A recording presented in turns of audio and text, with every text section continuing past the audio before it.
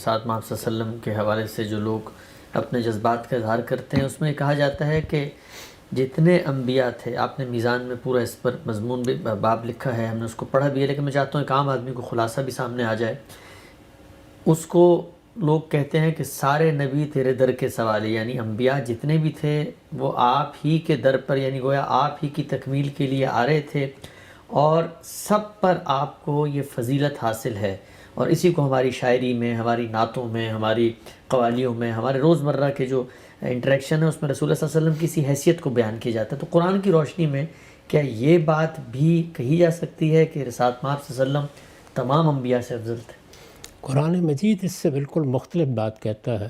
وہ یہ کہتا ہے کہ یہ فضیلت کی بحثیں بالعموم امتوں کے مابین مناقشات کا باعث بن جاتی ہیں۔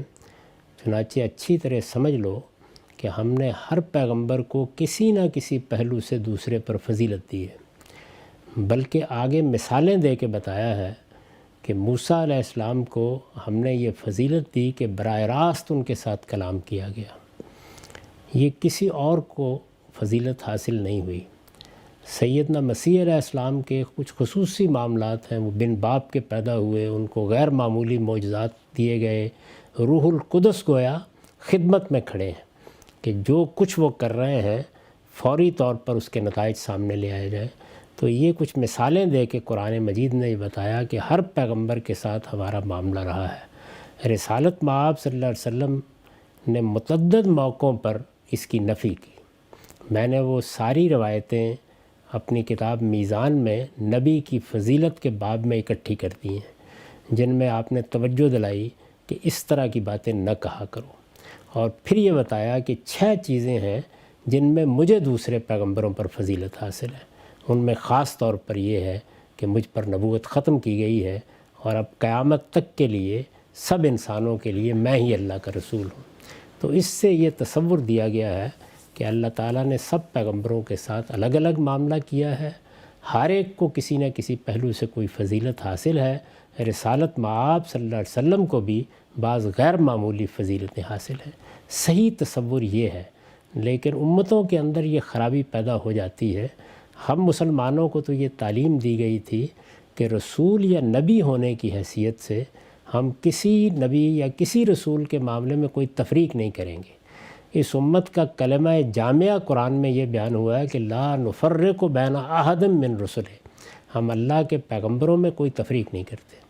یعنی یہ کہ وہ اللہ کے پیغمبر ہیں، یہ کہ اللہ نے ان کو منتخب کیا ہے، یہ کہ ایک بڑی ذمہ داری دی ہے، یہ کہ اللہ تعالیٰ نے ان کو فضیلتیں دی ہیں، ان سب پہلوؤں سے ہم پیغمبروں کو مانتے ہیں، ان پر ایمان لاتے ہیں۔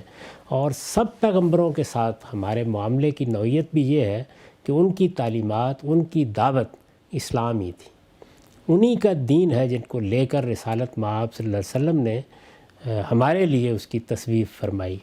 قرآن مجید جگہ جگہ خود رسول اللہ صلی اللہ علیہ وسلم کو یہ کہتا ہے کہ یہ میرے پیغمبر ہیں، نام لیتا ہے ان کا، اور پھر کہتا ہے فَبِہُدَاهُمْ اقْتَدِیٰ، ان پیغمبروں کی جو ہدایت تھی آپ کو بھی اسی کی پیروی کرنی ہے۔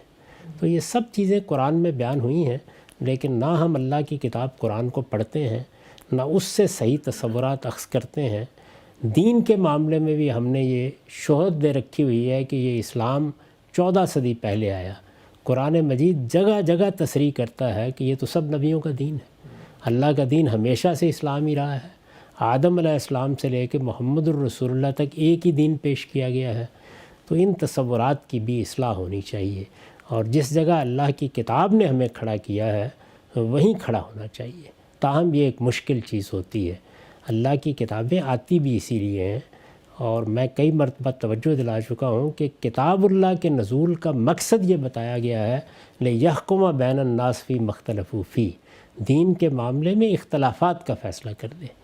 ہمارا معاملہ یہ ہے کہ ہم اللہ کی کتاب کی تصریحات کے بجائے اپنے اپنے ذوق کی روایتیں منتخب کر لیتے ہیں۔ تو ان سب کو خدا کی کتاب کے سامنے پیش کیجئے، اس سے جو تصور بنتا ہے وہ یہ ہے جو میں نے آپ کے سامنے رکھ دیا ہے۔